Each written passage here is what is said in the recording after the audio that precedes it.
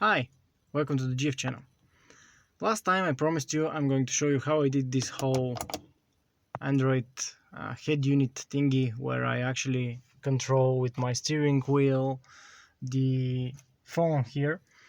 For that part I have written a software. The hardware part I'm going to cover after the software part because I want to show you the final result first, and it's going to actually be setting up the software part. And I left you with this. This is their backup camera, but this time it's not through the button that I showed you last time. It's actually I'm on ignition and on reverse gear. If I pull off the reverse gear, I have 10 seconds to plug it back in. So this is if you're doing some maneuvers. 10 seconds, plug it back in, otherwise it goes out like that. And it goes back to the previous thing you actually did. So this is the documentation of all you need to do to make this thing happen, including the schematics of the hardware, how I connected everything. And of course the software. Everything I do is open source, so this is the software. What you need to do is go to releases. I do not need the ignition anymore. And download the APK file. Okay. I'm working on an Android the Play Store, Play Store listing, but it's hard. This does not require root, this app, so it actually requires a lot more permissions, and I guess Google is going to block me. We're going to see. So you download, you install, it asks you, you can send if you want, it asks you, it detects that you have the hardware connected to the phone, which I'm going to cover later on. You say, okay, I want to use that hardware. And the first thing you are going to see is that it requires admin rights for locking the screen. See, locking the screen. So you need to grant those, otherwise when you turn off the ACC, your screen is going to stay on, which you do not want. Then there's splash screen.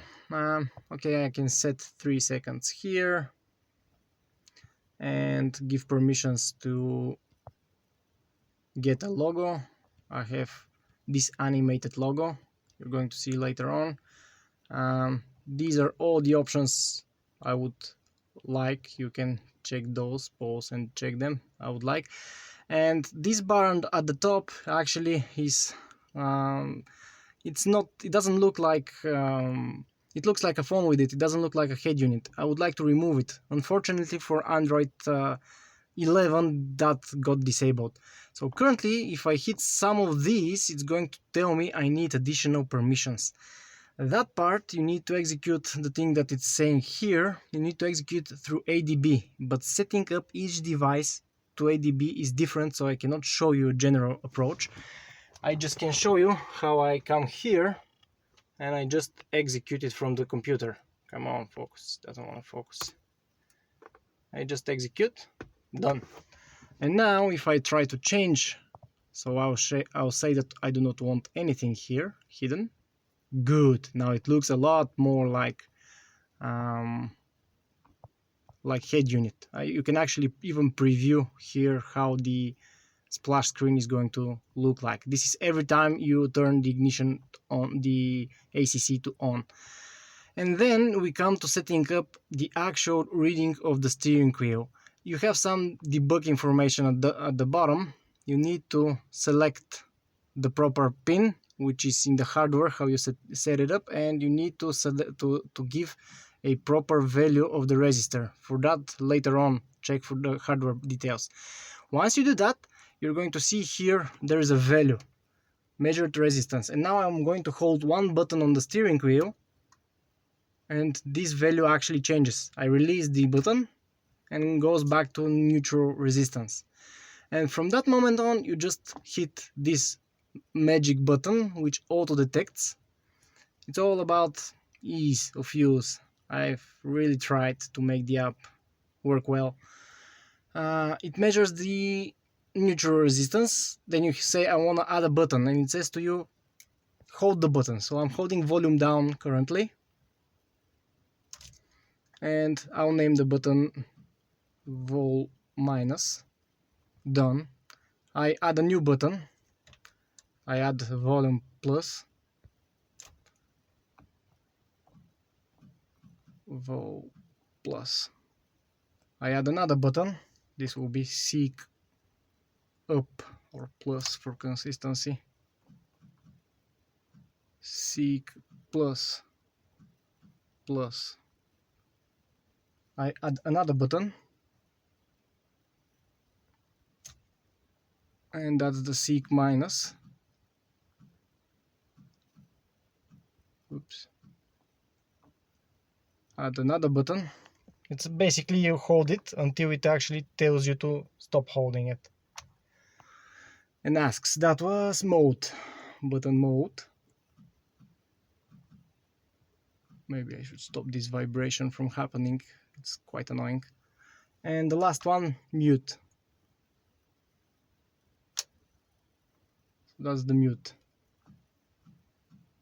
Once you name it, you say finish, and it is going to tell you that these are the ranges within which this is going to the resistance is going to be considered for this button. You can then adjust them if you would like to, and give actions. For the volume minus, I'm going to do volume down. Now the volume down is a specific. Okay, my hand got tired. Volume down is specific because you can actually hold the volume for quicker volume. So that's why the hold action disappears once you use volume.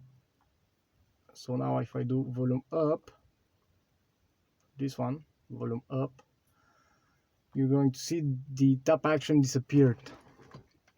The seek one I would execute next for the, where was it? Next for this one, and for the holding action I'm actually going to use let's say, which one? Recents. Now recents, as you can see, it actually showed you need to, sorry, I'm not looking at the screen, you need to enable accessibility service. So these buttons, which are the capacitive buttons, the app can actually press instead of you, on your behalf, to execute global actions. And once you enable that, now these are going to work. The recents, the back button, the home button, these are all going to work. So now for the seek minus, I'm going to do previous, and I'm also going to do for the hold action back. I would like that to be back. Okay, there's this bug I need to fix. Apparently it keeps going back to the top. I don't want it to go back to the top. I'll focus this one. For the mode one, this is going to be, all of it is going to be launching apps. So I'm going to launch app on tap, and I'm going to launch maps. Come on, where's the maps? Here you go, maps. Then for the other one, for the hold, I'm going to launch my music player, which I use, VLC. Okay, and for the mute, of course, toggle mute for that part. And for the hold action, I'm actually going to use play or pause. And we're actually all set. This is it. Everything is set. So if I now start using the steering wheel, so this one increases the volume, the other one decreases the volume. I hit mute, it actually removes the volume. Hit mute again, goes back. Okay, I'll actually lower the volume down to show you the VOC, because I don't want to get any copyright issues with YouTube. Sorry. So if I now hold the mute, come on, it's a little bit frozen. It's very slow phone. I should have used a better phone. So now this actually plays. Hold it again, pause. Hold it again, play. Now I hit seek up, which is next. and here you go, change the song. I'll hit back, we are back to the previous song. Let me pause it. Okay, and now if I hold back, hold seek down, it's going to execute back, and it's going to remove this notification panel like that, which is very good. And now I can swap to the previous app I have been using by holding up recent, holding up the seek up, which is going to bring back recent, hold it again, and we are back to the browser where I downloaded the app. So full control, I believe, not full, but good enough from the steering wheel you can achieve with this app. I hope you like it. It was very hard to program it. Definitely I'm not going to do Android programming anymore. Probably there are going to be issues. I don't have much hardware to test on, but still, that's the stuff. Okay, let me show you how I did this part, this frame. I never showed you that. I have a video how I installed this one, but I never showed you how I installed this frame right here. Okay, I forgot to show you the most fun part of the whole thing, turning off and on the phone. So currently music is playing, and if I turn the ignition to off, the screen goes off. If I turn it on manually, you're going to see that it's actually now paused, so it doesn't require CPU power and drain battery. Let me turn it off. And now I turn the ACC back to on. You get the nice splash screen, and if you check the music, it's back on. Of course, that depends on these settings here. Now let me show you how I actually did that part here. Test cut. I've cut this. No issues with the material inside of the tray. So I keep cutting. This time I'm gonna go deep. And I've cut it. Doesn't yet look beautiful. I'm gonna use sandpaper next. I want this to be flat. There is a little bump, but I want it flat. Not that here it matters, because you cannot place the phone outside anyhow, since this actually closes. From here you have space at the back, but here no. Maybe I'll leave it, we'll see. Sandpaper is next. I'm gonna leave this for now until I finalize the looks of it. Then I'm gonna also remove this, since the phone is gonna be glued here. Or I might get a case for the phone or something, see how it's gonna happen. I had to cut with lots of pieces, smaller pieces, because the grinding cannot do longer distances, like the head is short. I can extend it, but to a certain extent, and it gets complicated. My hand starts shaking, so it's better this to be short and just do a few cuts. I'll also remove this, but after sandpapering everything. Okay, let's see if it works, if I can place it with one hand, of course.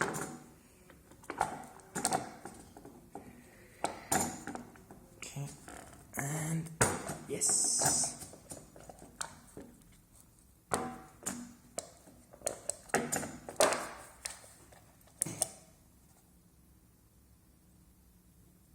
There is no spring, so it's kind of slow. But the spring will go here. I haven't touched anything to do with the spring or the hinges or anything. So it does seem to be working. The locking is also working. Good job. Let's start with sanding down.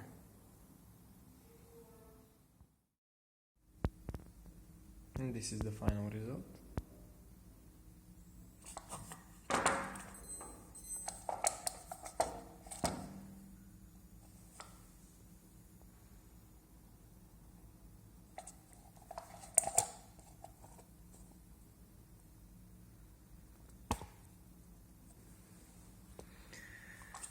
course you can see there are some defects. I'm gonna try to minimize those, but from far they're not visible, and I believe it's not bad. You can't even tell there used to be a wall here.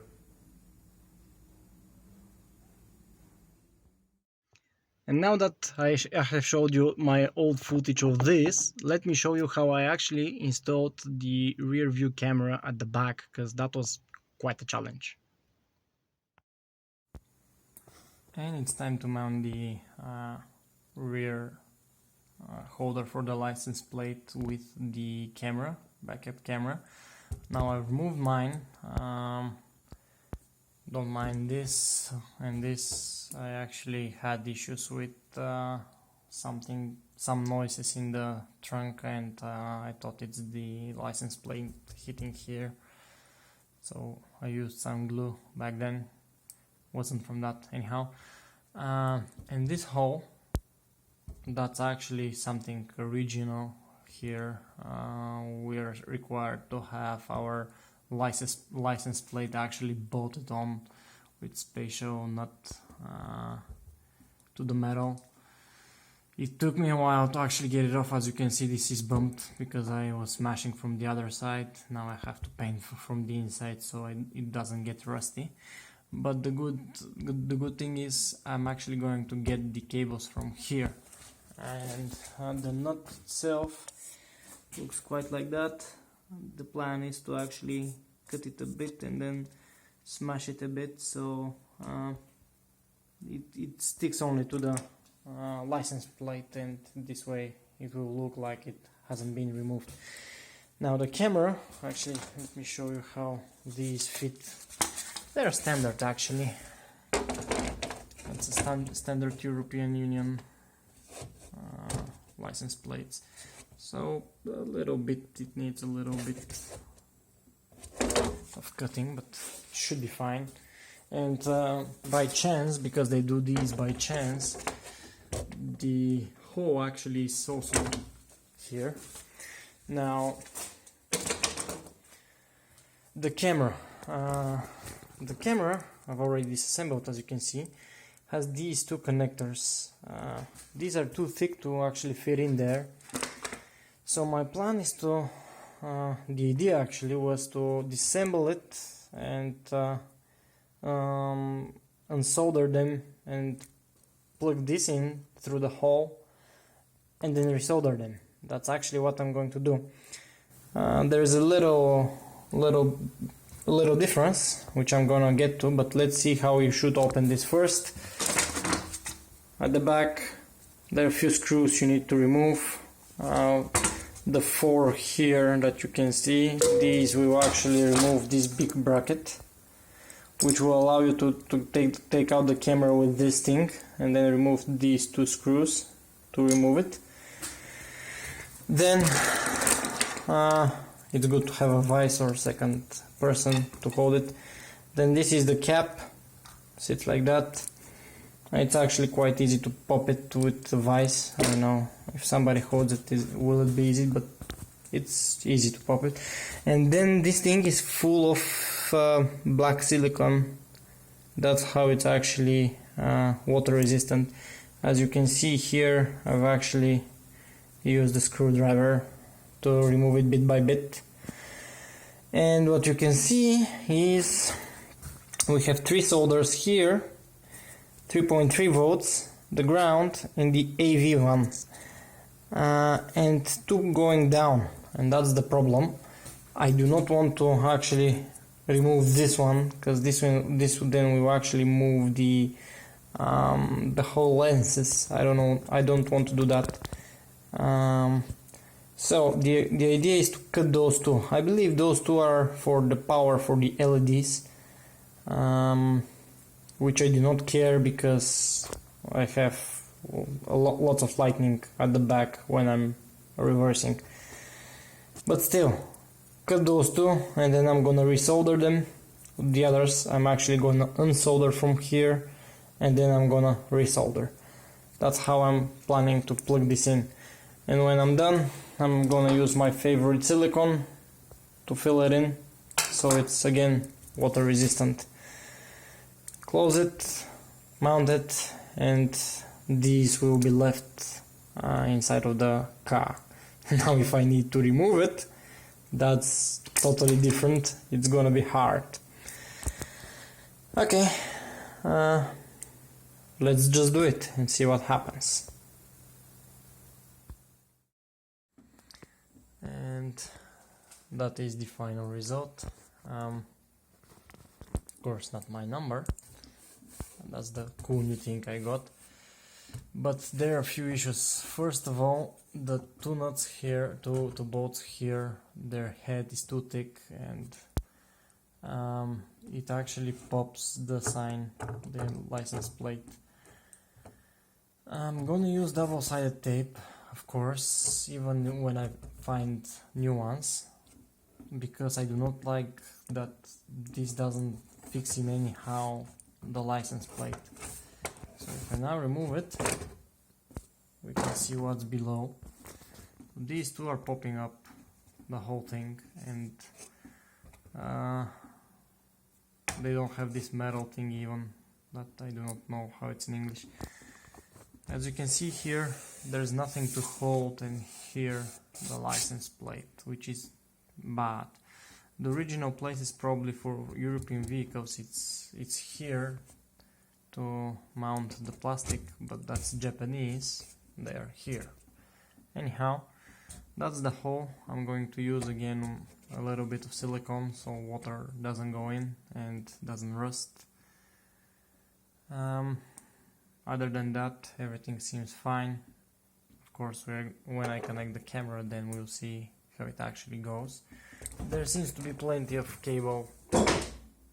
Oops. Plenty of cable. So, that's good. Okay. That's all with this. And so that's the cable for the camera already here on this C pillar. It goes under here like that through this one, and then I took this path because it's empty, there are no cables here, while here it's full. It goes like that all the way up to here, and then that's the cable and plugs into the camera. Now that's an extremely hard way to do. It took me like 2 hours with lots of tools. The best tool to have is like this one. These actually do exist in a you can find shorter of these in wiper, windshield wiper, but this one in particular is not from a wiper, as you can tell. It's from a holder of children toy that you can get for like, I don't know, 2 euros or something like that in Jumbo. That's what I used. It's metal, hard, but still flexible. You can put it everywhere. In fact, when I placed it through here, it went all the way up to here somewhere before I reached its end. And that's all. Hard to take the cable through it, but it works. Okay, let's talk about peripherals. Now, this cable here is custom-made cable, OTG, but long one, because all OTG cables are actually a little bit short, tiny things. You could go with an out of the box, but I actually made it myself. It's not hard. The ID pin needs to be connected to ground, and that's it. You connect the other 4 wires and pull them through the cable. So this cable actually goes in to this thing here, and that's just an adapter which removes the 5 volts wire. I didn't want to make a special cable without 5 volt wire, and actually this cable was done 2 years ago almost, before I actually made the changes to the phone. So this was necessary. This just removes 5 volts from this, because the 5 volts are going to be supplied by this thing for the whole peripheral system. And after that it goes into this hub. There's a hub here, USB hub, and into that hub we have plugged in another hub and the IOIO-OTG. And now the hat for the IOIO-OTG is nothing special. The schematics are in the documentation. A big overkill is this IOIO for that purpose, not only because it can do a lot more, but also it's expensive. So you have here one resistor. You need to measure its resistance, take a note accurately about its resistance. So for instance, this one is 1K, but it has 5% error margin, and this actually leads to this resistor being 982 ohms. And this capacitor is actually needed. It's not mandatory, but it's pretty much mandatory. Without it, the readings are way off, not off, but inaccurate. They keep jumping. It's supposed to be around 5K without pressing any buttons. 5 kilo ohms, the resistance of the buttons on the steering wheel, but it appears everything below, everything between 4600 and 5 kilo ohm. So a big margin of 400 ohms without this capacitor. Add this capacitor and this thing starts sleeping at 48 something. So it's pretty much needed. You can go without it, but it's needed. So that's for the IOIO. These actually go to the steering buttons.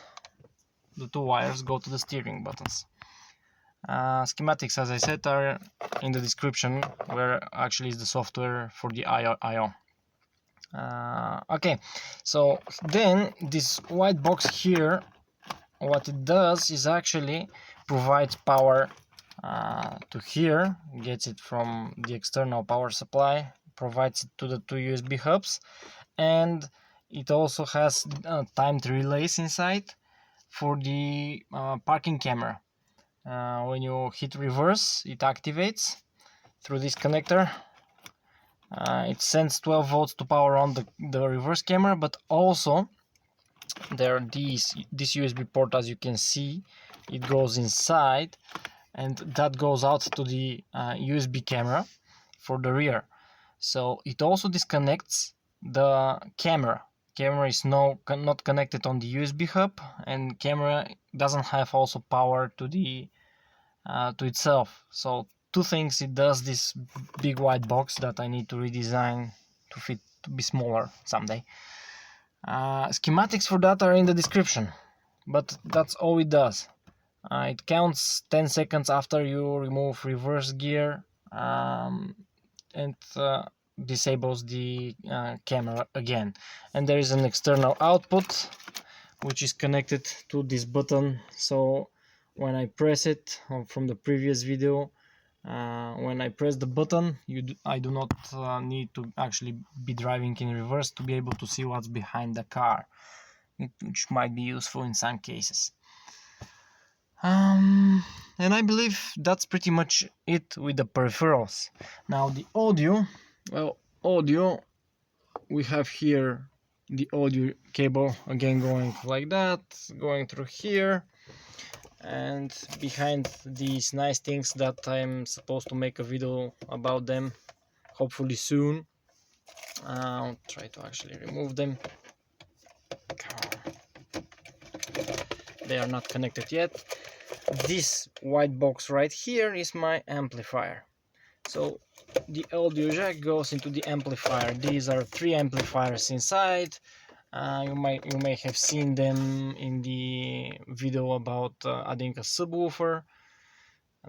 So there are 3 amplifiers, one for the left channel, both doors, rear and front, one for the right channel, again rear and front, and one for the subwoofer. that's pretty much the audio and the peripherals. Let me now finish disassembling this so I can, and the phone, so I can show you how did I solve the issue with the power supply of the phone. So that is the fix of the problem with battery overheating or freezing. There's no longer battery, so there's no longer problem. Easy as that. I used help for this one though, because the thermistor here, it's on the cable of the battery that measures the temperature of the battery, which is the whole problem, is way too small, way too small. So I have a friend that actually does that for a living, and he was able to solder it for me, but it's a 2 mm thingy that it's a dot. You cannot see it, it's just a dot. So even if you replace the battery with such a step down, this is from 12 volts to about 4, even if you replace that, you're going to still get from the Android problem with the temperature, because the thermistor is actually there and it's measuring the temperature. So I had to change the thermistor to a fixed resistor, and it did the job.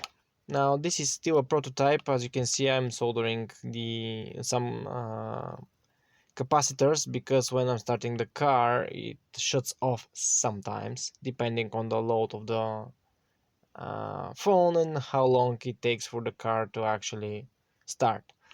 But this is just tweaking the capacitors, and this whole thing is going to also go in the trash bin, because it's way inefficient. It consumes 18 milliamps on its own without any load. 18 milliamps, that's way too much. So this needs to be replaced with something that's more efficient, which is not available out of the box, but this one does the job for now. I have the whole car at 45 milliamps with this thing running, so that's not terrible, but I would like to optimize anyhow. So that's how I fixed it. These wires, so this is 3D print. I screwed up the panel while drilling the hole on the back here, but I'll see what I can do to fix the panel. Maybe I'll 3D print another panel, we'll see. So these are 12 volts coming from here and are being soldered to those two pins of the overhead with quick connects, so you can disconnect. And there are constant 12 volts here no matter what, so the power of the phone is actually within here, which is good.